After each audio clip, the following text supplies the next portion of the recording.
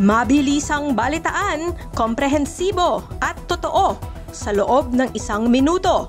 Simula na ang Diskurso Tidbits. Binaha na nga, sinisipa. Rep Cojuangco umani ng galit sa sinabing suck it up and learn. DILG kakasuhan ng 20 opisyal na bumiyahe kahit may travel ban sa gitna ng bagyong Uwan. Lahat ng arrest warrant filings secret na ayon sa ICC. Kaso ni Bato, posibleng apektado. 4 na taon na palang walang tubig sa Baclaran Station. DOTR ipinagpapaliwanag ang LRT-1 operator. Trabaho o buhay?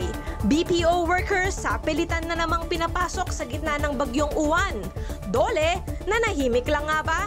At Claudine Barreto, nagbabala sa umano'y side chick ng kasintahan.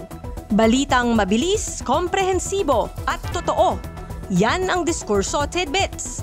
Basahin ang tungkol sa lahat ng yan at sa marami pang ibang nakatutuwa at makabuluhang balita sa diskurso.ph.